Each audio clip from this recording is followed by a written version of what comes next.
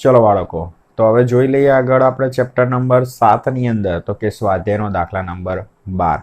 હવે આ જે દાખલા નંબર 12 છે થોડો લેન્થી છે, અને જે લોકોને થોડું મેથેમેટિકલી જેને વધારે ખ્યાલ આવે છે એને આ દાખલામાં કોઈ પ્રોબ્લેમ નહીં થાય. કશો વાંધો નહીં, ના ખબર પડે તો શીખવાડી દઈશું. તો તમને રકમમાં એવું કીધું છે કે 20 મિલી હેનરી ઇન્ડક્ટર અને 50 માઇક્રોફેરેડે કેપેસિટર ધરાવતા એલસી પરિપથમાં કેપેસિટર પર પ્રારંભિક વિદ્યુતભાર 10 મિલી કુલમ છે. બરાબર, તમને રકમની અંદર ઇન્ડક્ટન્સ આપી દીધું છે. કેટલું છે તો કે 20 મિલી હેનરી. તો એલ બરાબર આપણે લખીશું 20 10 - 3 હેનરી. પછી કેપેસિટન્સ આપી દીધું છે સી બરાબર 50 માઇક્રોફેરેડે, એટલે 50 10 - 6 ફેરેડે. અને એલસી પરિપથમાં કેપેસિટર પર પ્રારંભિક વિદ્યુતભાર Q0 બરાબર છે 10 મિલી, એટલે 10 - 3 કુલમ થયો. પરિપથનો અવરોધ અવગણી શકાય તેટલો છે. ધારો કે પરિપથ પૂર્ણ કરવામાં આવે છે તે ક્ષણ t બરાબર 0 છે, એટલે કે જ્યારે t બરાબર 0 સમય હોય છે ને ત્યારે પરિપથની અંદર જે સર્કિટ છે એ પૂરી કરવામાં આવે છે. સૌથી પહેલા તમને એવું કીધું છે કે કુલ પ્રારંભિક સંગ્રહિત ઉર્જા કેટલી, શું તેનું એલસી દોલનો દરમિયાન સંરક્ષણ થશે? બરાબર છે, તમને સૌથી પહેલા પ્રારંભિક ઉર્જા શોધવાની કીધી છે. તો આવો દાખલો આપણે આગળ જોઈ ગયા છીએ કે એલસી પરિપથ હોય એમાં કેપેસિટર પર પ્રારંભમાં વિદ્યુતભાર આપેલો હોય, તેનો મતલબ કે પ્રારંભમાં સૌથી વધારે કઈ ઉર્જા હશે તો કે વિદ્યુત ઉર્જા. સામે ઇન્ડક્ટરમાં ચુંબકીય ઉર્જા શું હશે? 0 હશે. તો હું ખાલી કેપેસિટરની પ્રારંભિક ઉર્જા શોધી નાખું, એ જ મને શું આપશે? કુલ પ્રારંભિક ઉર્જા આપશે. તો સૌથી પહેલા હું શું શોધીશ? પ્રારંભિક ઉર્જા. તો જોઈ લઈએ કઈ રીતે શોધાય છે. તો સૌથી પહેલા કુલ પ્રારંભિક ઉર્જા, તો U is equal two UE વત્તા UB. હવે ઇન્ડક્ટરમાં તો ઉર્જા શું હશે? 0, એટલે UB બરાબર 0. ખાલી શું વધ્યું? UE. તો હું ઇક્વેશન લખું, કેપેસિટરમાં સંગ્રહ પામેલી ઉર્જા Q02 / 2C. Q0 ની વેલ્યુ કેટલી છે તો કે 10 10 - 3 અને એનો સ્ક્વેર, છેદમાં C ની વેલ્યુ છે આપણી જોડે 50 10 - 6. 10 નો વર્ગ કેટલો થશે? 100 10 - 6, છેદમાં 50 દુ 100 10 - 6. તો જુઓ 100 કેન્સલ, 10 - 6 કેન્સલ. તો પ્રારંભમાં ઉર્જા કેટલી હશે? 1 જૂલ હશે. બીજું તમને પ્રશ્ન શું પૂછ્યો છે એમાં કે શું તેનું એલસી દોલનો દરમિયાન સંરક્ષણ થશે? સીધી વાત છે, એલસી પરિપથ આપેલો હોય, અવરોધ હોય નહીં, તો એમાં ઉર્જાનું શું થવાનું? સંરક્ષણ થવાનું જ ને. તો અહીં એલસી પરિપથનો અવરોધ અવગણી શકાય તેટલો હોવાથી ઉર્જાનું સંરક્ષણ થશે. બરાબર, જોઈએ હવે આગળ તમને બી શું કીધું છે. પરિપથની પ્રાકૃતિક આવૃત્તિ કેટલી હશે? પ્રાકૃતિક આવૃત્તિ કીધી છે, F શોધવાનું કીધો છે. તો F is equal two 1/2 pi √LC થશે જ ને. તો 1/2 × 3.14. L ની વેલ્યુ કેટલી છે આપણી જોડે? 20 10 - 3. C ની વેલ્યુ કેટલી? 50 10 - 6. ચલો, તો 1/2 × 3.14 એટલે 6.28 થશે. વર્ગમૂળની અંદર 20 × 50 એટલે શું થશે? 1000 10 - 9. જોઈએ શું થાય છે. તો 6.28 વર્ગમૂળની અંદર એકી ઘાત છે તો બેકીમાં કન્વર્ટ કરવું પડશે. તો 100 × 10 - 8. તો 1/6.28. 100 નું વર્ગમૂળ કેટલું થશે? 10. અને 10⁻8 છે તો કેટલા થઈ જશે? 10⁻4. ચલો ગણતરી મારીએ તો 10⁻4 ઉપર જશે તો શું થઈ જશે? +4 થઈ જશે,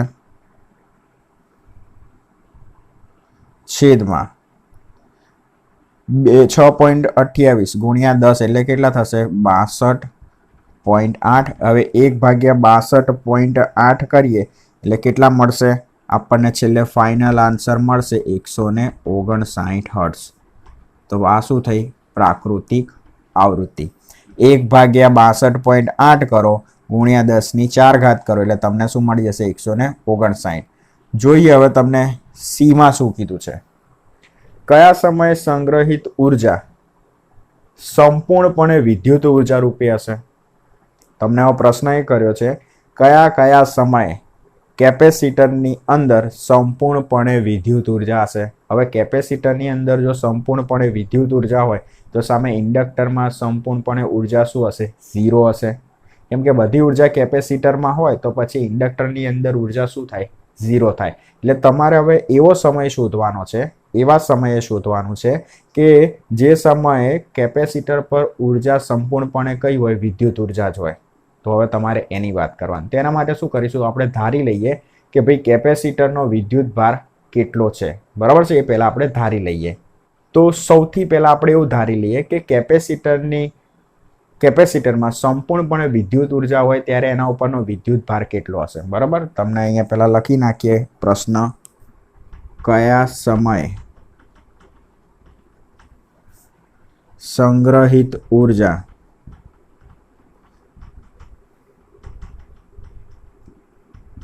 એક નંબરમાં સંપૂર્ણપણે વિદ્યુત ઉર્જા રૂપે હશે? તો ધારો કે જ્યારે કેપેસિટર પર સંપૂર્ણપણે વિદ્યુત ઉર્જા હશે ત્યારે વિદ્યુત ભાર Q બરાબર ±Q0 હશે. આપણે ધારી લઈએ કે તમને શું પ્રશ્ન પૂછ્યો છે કે કયા સમયે સંગ્રહિત ઉર્જા સંપૂર્ણપણે વિદ્યુત ઉર્જા રૂપે જ હશે, બરાબર? હવે વિદ્યુત ઉર્જા ક્યાં જોવા મળે? કેપેસિટરમાં.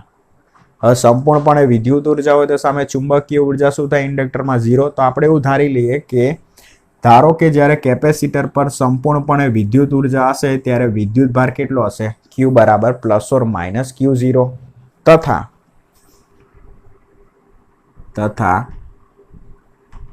t સમયે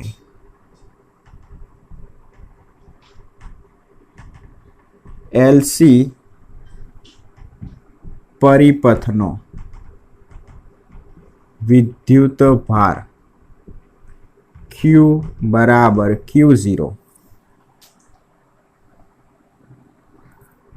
cos ω t છે, બરાબર? આ જે વિદ્યુત ભાર છે ને એ પ્રારંભમાં t બરાબર 0 સમય વિદ્યુત ભાર હોય છે અને આ જે વિદ્યુત ભાર છે એ t સમય LC પરિપથની અંદરનો વિદ્યુત ભાર છે. તો Q બરાબર Q0 cos ω t. હવે Q છે ત્યાં હું શું મૂકી દઈશ? ±Q0 is equal to Q0 cos ઓમેગાની જગ્યાએ હું શું મૂકી દઉં? 2πf into small t. હવે એફ ની જગ્યાએ શું મૂકીશ? 1/T. તમને બધાને યાદ છે આવર્તકાળના વ્યસ્તને આવૃત્તિ કહેવાય. તો ±Q0 is equal to Q0 cos 2π/T into small t. તો Q0 કેન્સલ, શું વધ્યું? ±1 is equal to cos 2π/T into small t. કોસને હું સામે લઈ જાઉં તો cos inverse ±1 is equal to 2π into small t/T. હવે સમજો કોસની વેલ્યુ +1 ક્યારે થાય? 0 હોય ત્યારે. -1 ક્યારે થાય? જ્યારે 180 ડિગ્રી હોય ત્યારે. પણ મારે એ જે વેલ્યુ છે n પૂર્ણાંક સંખ્યા માટે લખવી હોય તો આની જગ્યાએ હું શું લખીશ ખબર? n π is equal to 2 small t by capital T. બરાબર. કોસની વેલ્યુ +1 ક્યારે થાય? જ્યારે 0 ડિગ્રી હોય ત્યારે. કોસની વેલ્યુ -1 ક્યારે થાય? જ્યારે પાઈ હોય. પાઈ એટલે કે 180 ડિગ્રી હોય. બરાબર છે, ત્યારે કોસની વેલ્યુ 1 +1 ને -1 થાય. પણ મારે આ જે વેલ્યુ છે n પૂર્ણાંક સંખ્યા માટે લખવું હોય તો હું શું લખીશ ખબર? n પાઈ, જ્યાં n બરાબર 0, 1, 2, 3 અપ ટુ n. બરાબર. હવે આમાં હું સ્મોલ ટી ને કરતા બનાવી દઉં તો small T is equal to small n into capital T by 2, આપણું બેઝિક સમીકરણ. હવે આનો ઉપયોગ કરીને આપણે શું મેળવીશું કે કયા કયા સમયે કેપેસિટર પર સંપૂર્ણપણે વિદ્યુત ઉર્જા હશે. તો સૌથી પહેલા હું શું કરીશ? અહીંયા n બરાબર 0 લેતા તો t is equal to 0 into T by 2, તો t બરાબર શું મળ્યું? 0. એવી રીતે હવે n બરાબર હું શું લઈશ? 1, તો t is equal to 1 into T by 2, એટલે t is equal to T by 2 થશે. એવી રીતે હું શું લઈશ? હવે n ઇઝ ઇક્વલ ટુ 2 મૂકીશ અહીંયા, તો t is equal to 2 into T by 2, તો 2 2 કેન્સલ, તો t ઇઝ ઇક્વલ ટુ શું મળશે તમને? કેપિટલ t મળશે. એવી રીતે n ઇઝ ઇક્વલ ટુ હવે શું મૂકીશ? 3 મૂકીશ અહીંયા, તો t is equal to 3t by 2. હવે તમારે જવાબ લખવાનો. આમ t is equal to 0, t by 2, t 3 by 2 to ટુ આગળ સમયે સંપૂર્ણપણે વિદ્યુત ઉર્જા હશે. બરાબર. આટલા સમયે પરિપથની અંદર સંપૂર્ણપણે વિદ્યુત ઉર્જા છે. હવે એમાં પ્રશ્ન શું કર્યો છે આગળ? સંપૂર્ણ ચુંબકીય ઉર્જા રૂપે હશે. કયા કયા સમયે સંગ્રહિત ઉર્જા સંપૂર્ણ ચુંબકીય ઉર્જા સ્વરૂપે હશે? તો હવે અહીંયા પાછું બીજું હેડિંગ મારીએ આપણે.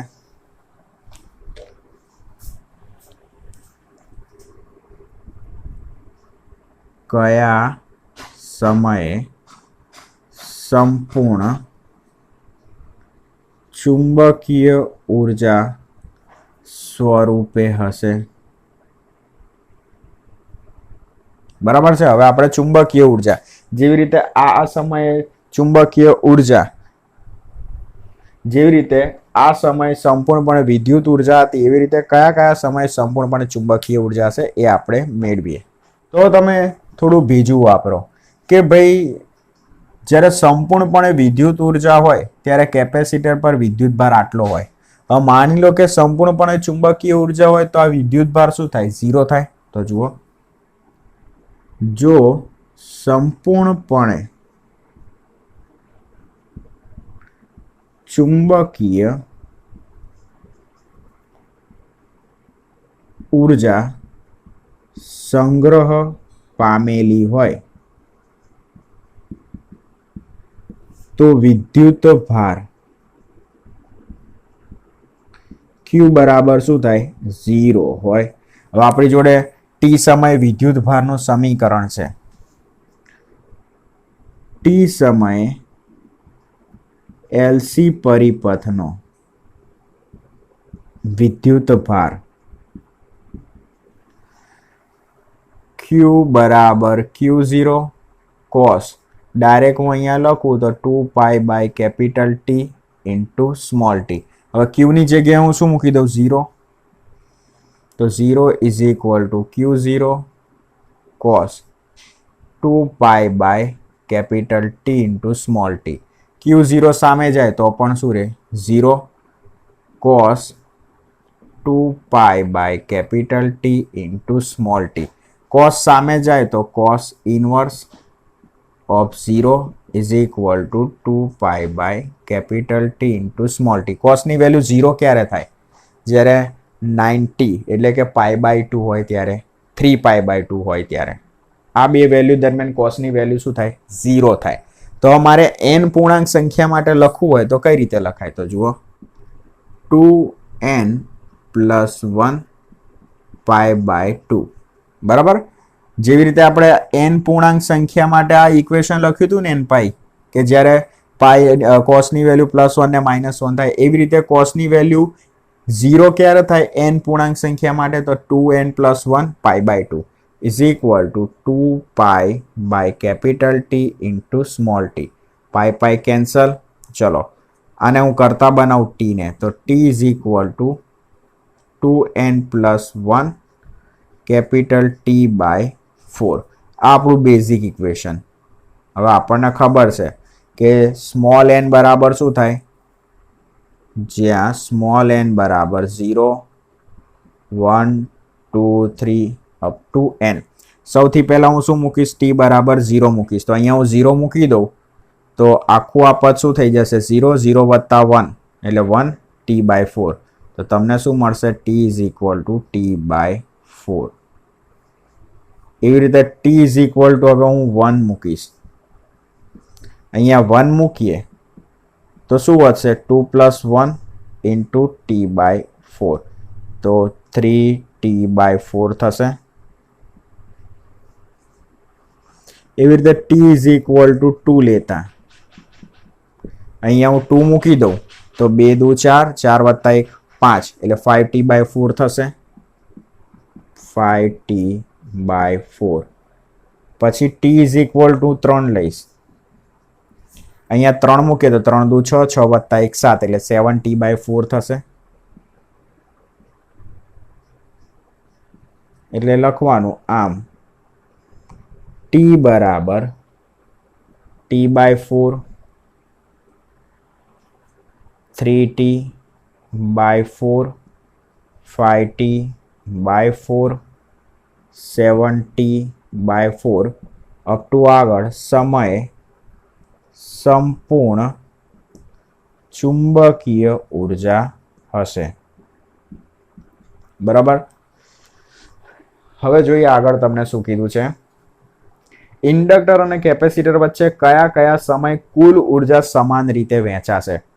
હવે તમને પાછું શું પૂછ્યું છે કે કયા કયા સમય કુલ જે ઉર્જા છે એ ઇન્ડક્ટર અને કેપેસિટર બંનેમાં સંગ્રહ પામેલી હશે. એટલે માની લો કે કુલ ઉર્જા U હોય તો અડધી ઉર્જા કેપેસિટરમાં હોય અને અડધી ઉર્જા ઇન્ડક્ટરમાં હોય. તો આવું કયા કયા સમયે થઈ શકે? બરાબર છે. તો હવે એની વાત કરીએ. બરાબર. તો તમને હવે શું કીધું છે? કયા કયા સમયે કુલ ઉર્જામાંથી અડધી ઉર્જા કેપેસિટરમાં સંગ્રહ પામશે અને અડધી ઉર્જા ઇન્ડક્ટરમાં સંગ્રહ પામશે. અડધી ઉર્જા કેપેસિટરમાં સંગ્રહ પામશે અને અડધી ઉર્જા ઇન્ડક્ટરમાં સંગ્રહ પામશે. તો આવા કયા કયા સમય થઈ શકે? તો સૌથી પહેલા અહીંયા એવું વિચારીશું કે પ્રારંભમાં કુલ ઉર્જા કેટલી હતી કેપેસિટર પર? તો કે U હતી. હવે એક સમય એવો આવે છે કે કેપેસિટર પર જે ઉર્જા હતી એ કેટલી થઈ જાય છે? અડધી થઈ જાય છે. તો એ અડધી ઉર્જા ગઈ ક્યાં? ઇન્ડક્ટર પર. ચલો તો સૌથી પહેલા આપણે શું લખીશું? ધારો કે t બરાબર 0 સમય કુલ ઉર્જા U = 1/2 Q02/c છે. બરાબર છે. હવે થોડા સમય બાદ એટલે કે એક સમય એવો આવે છે કે ઇન્ડક્ટર અને કેપેસિટર પર બંને પર કુલ ઉર્જા વહેંચાઈ જાય છે. C અને L પર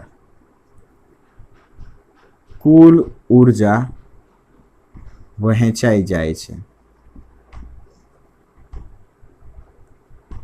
એટલે હું આવું લખી શકું U' = U/2.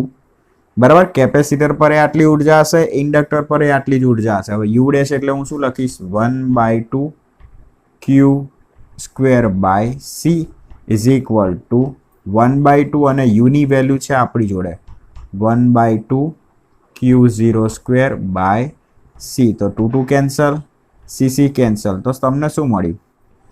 Q² બરાબર Q02/2. બંને બાજુ સ્ક્વેર છે, વર્ગમૂળ લઈ લઈએ બંને બાજુ. તો ક્યુ ઇઝ ઇક્વલ ટુ Q0/√2 પણ આગળ શું આવશે પ્લસ ઓર માઇનસ કેમ કે વર્ગમૂળ કાઢ્યું ને. ચલો હવે Q બરાબર Q0 cos 2π/T into small t.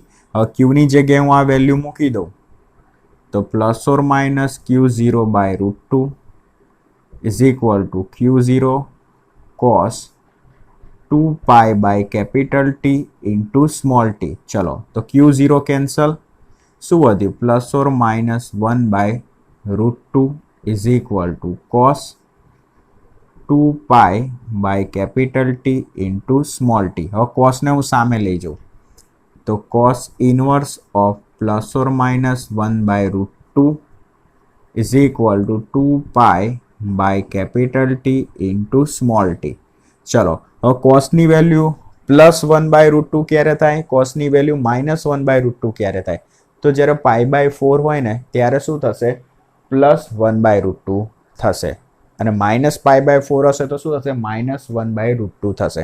તો મારે n પૂર્ણાંક સંખ્યા માટે લખવું હોય તો એને કઈ રીતે લખી શકું? તો cos ઇનવર્સ +or-1/√2 તો હું શું લખી શકું +or-π/4. ચલો તો 2π/t ઇન્ટુ સ્મોલ ટી. તો હું આવી રીતે લખી શકું π/4 is equal to 2π/T into small t અથવા -π/4 is equal to 2π/T into small t. હવે આ +π/4 તો મારે આને n પૂર્ણાંક સંખ્યા માટે લખવું હોય તો હું કઈ રીતે લખી શકું nπ + π/4 is equal to 2π/T into small t. બરાબર છે. ચલો હવે અહીંથી હું કોમન શું કાઢીશ પાઈ કોમન કાઢીશ. તો પાઈ કોમન કાઢ્યા, અહીંયા હું લસા લઈ લઉં તો 4n + 1/4 is equal to 2π/T into small T. ચલો પાઈ કેન્સલ. આ જે સ્મોલ ટી છે એને કરતા બનાવો તો કેપિટલ ટી સામે જશે, 2 નીચે જશે. તો t is equal two 4n + 1 t/8 થશે. ચલો હવે અહીંયા હું શું કરીશ, સૌથી પહેલાં n બરાબર 0 મૂકીશ. તો t ઇઝ ઇક્વલ ટુ અહીંયા n બરાબર હું 0 મૂકું તો 4 × 0 એટલે 0 થઈ જશે. તો શું વધશે t/8 થશે. બરાબર. હવે n બરાબર હું શું લઈશ 1 લઈશ. તો t ઇઝ ઇક્વલ ટુ શું થશે, અહીંયા હું 1 મૂકી દઉં તો 4 × 1 એટલે 4 + 1 છે એટલે 5t/8. પછી n ઇઝ ઇક્વલ ટુ હું 2 લઈ લઉં તો t બરાબર કેટલા મળશે, અહીંયા 2 મૂકી દઉં તો 4 × 2 = 8 + 1 9 તો 9t/8. ચલો અથવા અહીંની વાત કરીએ -π/4 એની જગ્યાએ હું શું લખી શકું ખબર 3π/4 લખી શકું. તો 3π/4 is equal to 2π/T into small t.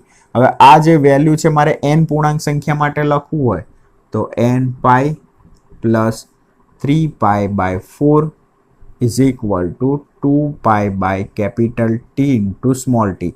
અહીંથી કોમન શું કાઢીએ આપણે પાઈ કોમન કાઢીએ, લસા લઈ લઈએ તો 4n + 3/4 is equal to 2π/T into small T. ચલો પાઈ કેન્સલ, સ્મોલ ટીને કરતા બનાવી દઈએ તો t is equal two 4n + 3t/8. આ આપણું બેઝિક સમીકરણ થયું. હવે આપણે અહીંયા n બરાબર શું મૂકીશું 0.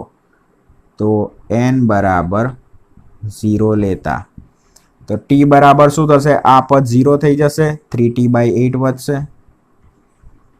પછી n ઇઝ ઇક્વલ ટુ 1 લેતા તો શું થશે t ઇઝ ઇક્વલ ટુ અહીંયા 1 મૂકીએ તો 4 × 1 + 3 એટલે 7t/8. બરાબર. આટલે સુધી રાખો તો એ વાંધો નહીં.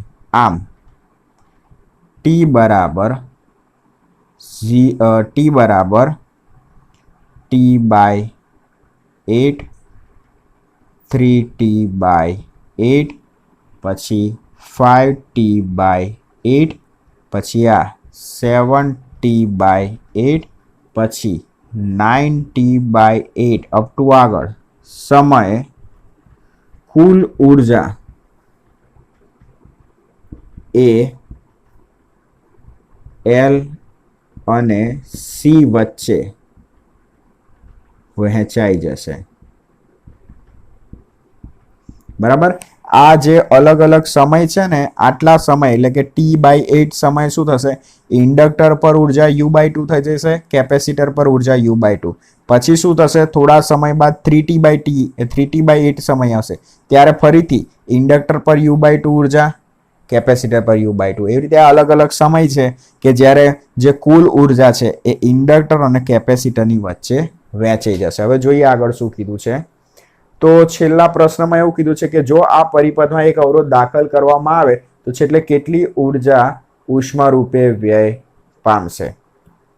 તો અહીંયા શું થશે? જ્યારે તમે એલસી પરિપથની અંદર એક અવરોધ ઉમેરતા જશો એટલે દોલનો કેવા થતા જશે?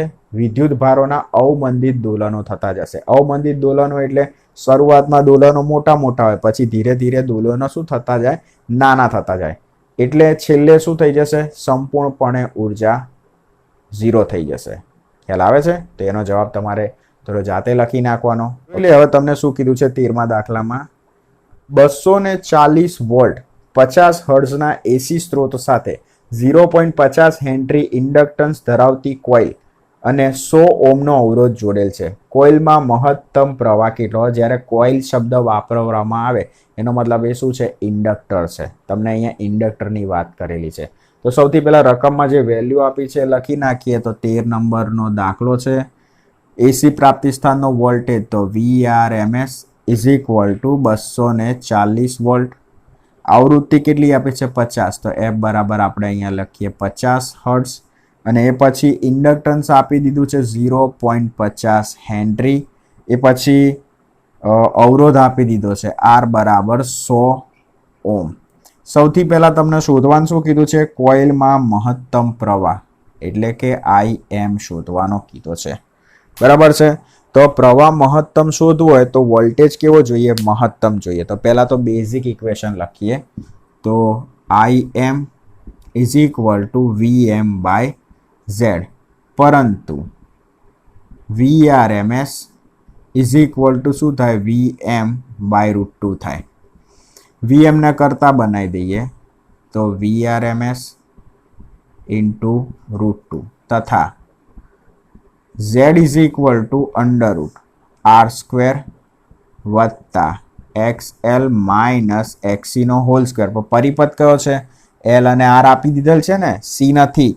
તો આ XC ની વેલ્યુ અવગણવાની, એટલે Z બરાબર શું થશે? √R² વત્તા XL નો સ્ક્વેર. Z ની વેલ્યુ અને VM ની વેલ્યુ આમાં મૂકી દઈએ તો સમીકરણ 1 પરથી IM is equal two VM ની જગ્યાએ હું શું મૂકીશ? VRMS ઇન્ટુ √2 છેદમાં √R² વત્તા XL નો સ્ક્વેર. પરંતુ XL એટલે શું થાય? Omega L. ઓમેગા એટલે શું થાય? 2πf into L. ચલો 2 ગુણ્યા 3.14. આવૃત્તિની વેલ્યુ 50, ઇન્ડક્ટરની વેલ્યુ 0.5. ગણતરી મારીએ તો XLની વેલ્યુ કેટલી મળશે તમને? 157 મળશે. XL બરાબર 157 ઓહ્મ. ચલો આની અંદર વેલ્યુ મૂકી દઈએ તો IM is equal two VRMS કેટલા છે? 240. 240 જ છે ને? ઓકે, 240 જ છે. ગુણ્યા √2 ની વેલ્યુ 1.414 છેદમાં R ની વેલ્યુ કેટલી છે? તો R ની વેલ્યુ છે 100 એનો વર્ગ. XL ની વેલ્યુ 157 અને એનો સ્ક્વેર.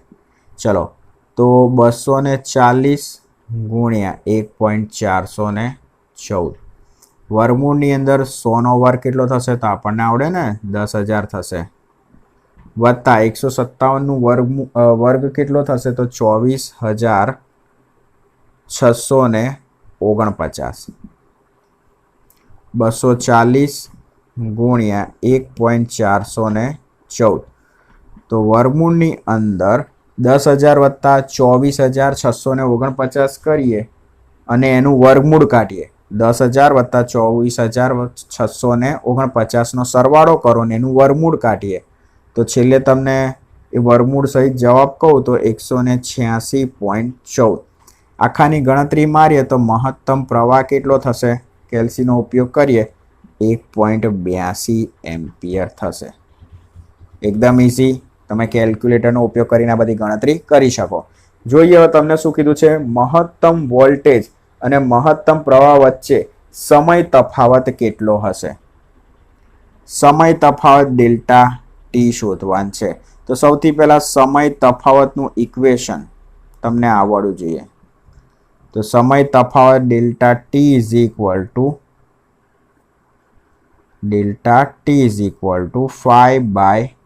5/ω. બરાબર છે. ચલો હવે ફાઈ એટલે શું? તો સૌથી પહેલા તમારે ફાઈ શોધવા પડશે. તો કઈ રીતે શોધીશું? તો પરિપથ કયો છે? RL પરિપથ છે. તો RL પરિપથ માટે phi is equal to tan inverse XL/R. હવે XL ની વેલ્યુ છે આપણી જોડે 157, R ની વેલ્યુ કેટલી છે 100, એટલે આપણને કેટલા મળશે? tan inverse 1.57. 1.57 નેચરલ tan ની અંદર એની વેલ્યુ કેટલી થશે? 57.5 ડિગ્રી. 57.5 ડિગ્રી. ચલો આ કળા તફાવત મળી ગયો આપણને. હવે તમારે શું કરવાનું? આની અંદર વેલ્યુ મૂકવાનું. પણ આ જે ફાઈ છે ને તમારે ડિગ્રીમાં છે ને એને કન્વર્ટ કરવાનું રેડિયનમાં. તો 57.5 ગુણ્યા π/180 કરવાના. તો જુઓ ઓમેગાની વેલ્યુ 2πf ગુણ્યા ફાઈની વેલ્યુ 57.5 ગુણ્યા π/180. પાઈ કેન્સલ. 57.5 છેદમાં એફની વેલ્યુ 50 ગુણ્યા 180. ગણતરી મારશો તો ડેલ્ટા ટીની વેલ્યુ કેટલી મળશે? 0.00319, એટલે 3.19 10⁻³ એટલે હું શું લખી શકું? 3.19 મિલી સેકન્ડ. તો આ શું થયો? સમય તફાવત. બરાબર, ઇઝી છે. સમય તફાવતનું ઇક્વેશન યાદ રાખી લો, 5/ω. ફાઈ તમારે શોધવાનો તો પરિપથ કયો છે? LR પરિપથ. તો એ હિસાબથી તમારે ફાઈ શોધવાનો tan ઇનવર્સ XL/R. તો તમને ફાઈ કેટલો મળશે? 57.5 ડિગ્રી. હવે આ જે ફાઈ છે ને તમારે શેમાં રાખવાનો? રેડિયનમાં રાખવાનો. તો આ જે ડિગ્રી છે એને કન્વર્ટ કરવાનું રેડિયનમાં. તો ગુણ્યા શું કરશો? π/180. તો પાઈ કેન્સલ થઈ જશે. ફાઈની વેલ્યુ 57.5 π/180. પાઈ વેલ્યુ કેન્સલ. એફની વેલ્યુ 50, 180. ગણતરી મારશો 0.00319. 3 પોઈન્ટ જમણી બાજુ જાઓ તો 3.19 10⁻³ 10⁻³ એટલે શું થાય? મિલી સેકન્ડ. બરાબર, આગળ કંઈ કીધું છે ના? તો હવે જોઈ લઈએ આપણે 15મો દાખલો. 13મો તો ગણ્યો, 14મો દાખલો વાંચી લેવાનો, 15મો દાખલો HW. ખાલી સેમ મેથડ પણ અંદર RC પરિપથ આપેલો છે, બાકી સેમ મેથડ. બરાબર છે. તો હવે જોઈ લઈએ 17મો દાખલો. ચલો બાળકો, તો જોઈ લઈએ હવે સ્વાધ્યાયનો દાખલા નંબર 17. બરાબર. હવે થોડું તમારા માટે આમાં નવું છે, ચોપડીમાં તમને નથી આપેલું. તો તમને પહેલાં હું એ સમજાવી દઉં. જેવી રીતે LCR પરિપથ માટે ઇમ્પિડન્સ Z આવે ને, એવી રીતે ઇન્ડક્ટર માટે પણ શું આવે? ઇમ્પિડન્સ આવે. એને દર્શાવાય ZL અને એનું ઇક્વેશન શું આવે? JωL. તમારા માટે નવું છે એટલે સ્વીકારવું પડશે. કેમ? બુકમાં નથી આપેલું એના માટે થઈને. તો જેવી રીતે LCR પરિપથનો ઇમ્પિડન્સ Z હોય એવી રીતે ઇન્ડક્ટર માટે પણ શું આવે? ઇમ્પિડન્સ, જેને આપણે દર્શાવીએ ZL વડે. ZL બરાબર શું થાય? JωL. હવે પ્રશ્ન એ થાય કે આ J શું છે? J એ શું કહેવાય? સંકર સંખ્યા કહેવાય. જ્યારે એવી કોઈ સંખ્યા કે જેનું વર્ગમૂળ ના નીકળતું હોય, જેમ કે -1, કોઈ પણ સંખ્યા છે એ માઇનસ હોય તો એનું વર્ગમૂળ ના નીકળે. તો જ્યારે એવી કોઈ સંખ્યા હોય કે જેનું વર્ગમૂળ ના નીકળે તો એને શું દર્શાવવું પડે? સંકર સંખ્યા જે વડે. તો જે ઇઝ ઇક્વલ ટુ શું થાય? વર્ગમૂળની અંદર -1 થાય. એવી રીતે કેપેસિટરને પણ શું હોય? ઇમ્પિડન્સ હોય. ZC is equal two 1/j⍵c હોય. બરાબર? કેમ કે હવેનો જે દાખલો છે 17મો એ આના ઉપર ડિપેન્ડ છે. કઈ રીતે? તો જુઓ, એલસીઆર શ્રેણી પરિપથમાં સ્ત્રોતની આવૃત્તિને અનુનાદ આવૃત્તિ જેટલી રાખીને જો એલસીઆર ત્રણેય સમાંતર જોડવામાં આવે તો દર્શાવો કે આ આવૃત્તિઓ એલસીઆર સમાંતર પરિપથમાં કુલ પ્રવાહ લઘુત્તમ થાય. બરાબર છે? તમારે શું દર્શાવવાનું છે કે એલ, સી અને આર ત્રણેયને કેવા જોડવાના છે? સમાંતર. તો દર્શાવો કે આવૃત્તિ એલસીઆર સમાંતર પરિપથમાં કુલ પ્રવાહ લઘુત્તમ થાય. તમે એલ, સી અને આર ત્રણેયને સમાંતર જોડી દો અને અનુનાદની સ્થિતિ ઉત્પન્ન કરો તો પ્રવાહ લઘુત્તમ થાય. એવું તમારે સાબિત કરવાનું છે. તો આપણને ખબર છે અનુનાદ ક્યારે ઉત્પન્ન થાય? જ્યારે XL બરાબર XC થાય ત્યારે. તો જુઓ, હવે સૌથી પહેલા હું સમાંતર જોડી દઈશ ત્રણેય ઘટકોને. તો આ L, આ C, આ R.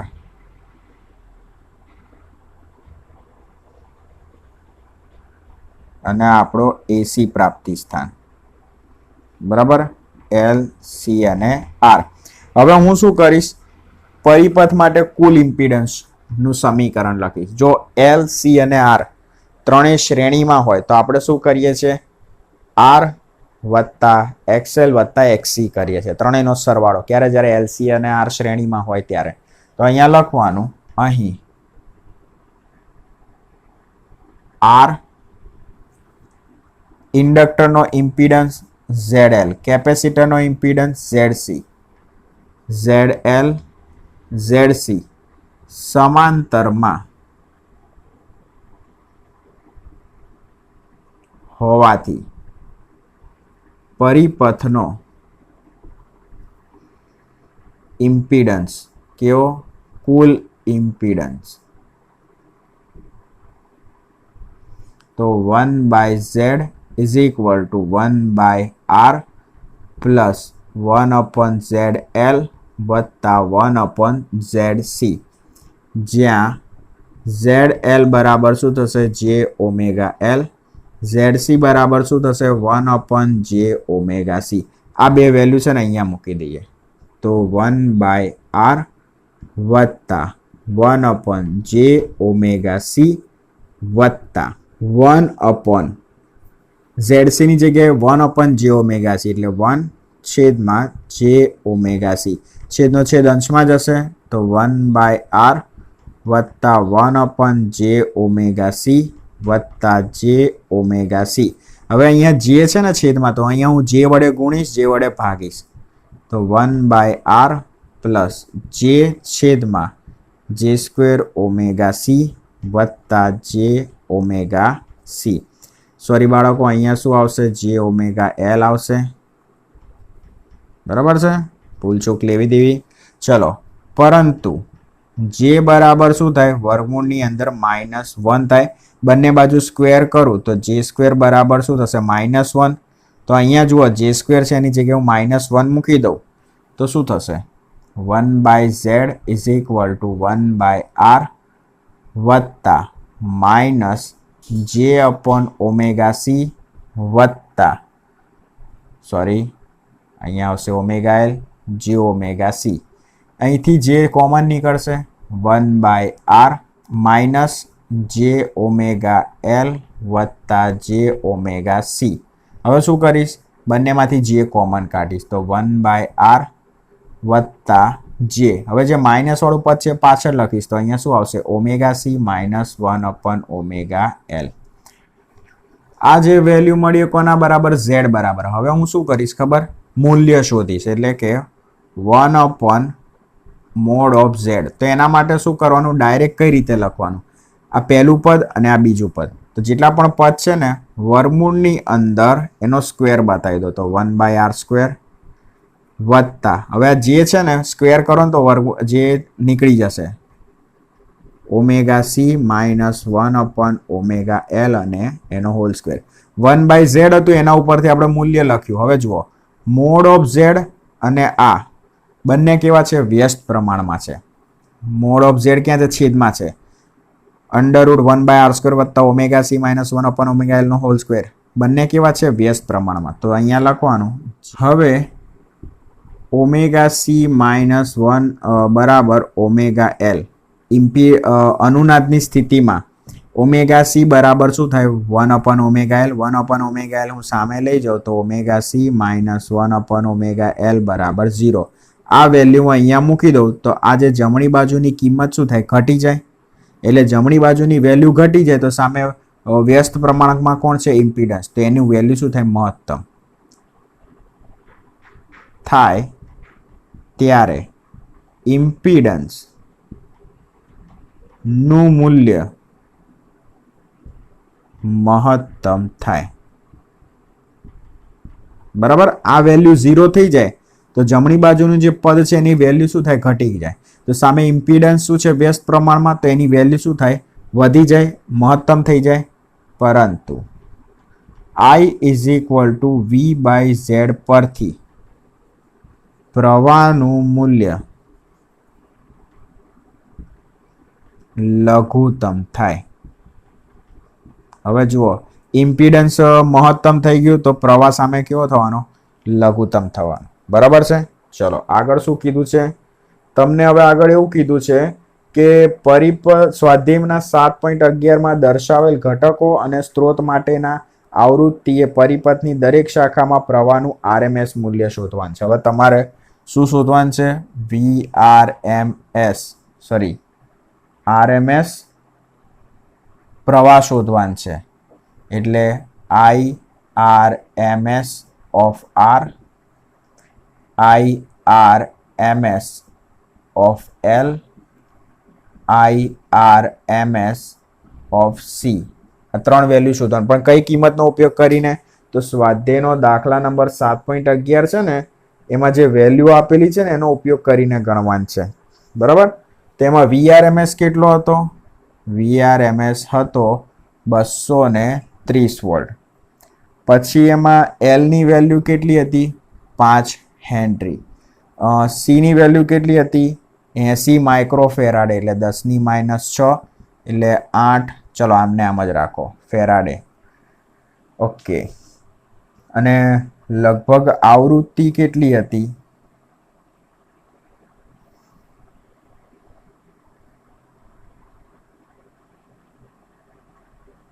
11માં ઓમેગા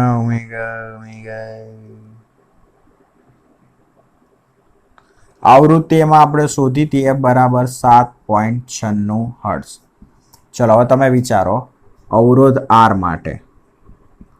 તો IRMS of R = શું આવશે? ઓમના નિયમ મુજબ VRMS/R. ચલો હજી R ની વેલ્યુ આપણે લખવાની રહી ગઈ. તો R ની વેલ્યુ કેટલી હતી? એમાં 40 ઓમ. ચલો તો VRMS 230. R ની વેલ્યુ કેટલી છે? 40. મીંડી ગઈ. તો IRMS of R તો 23/4 કેટલા થશે? એની વાત કરીએ તો 23/4 થશે 5.75 એમ્પિયર. બરાબર છે. ચલો હવે IRMS of L. તો VRMS બાય શું લેવાનું? XL લેવાનું ઇન્ડક્ટર માટે. VRMS = omega L. તો VRMS 230.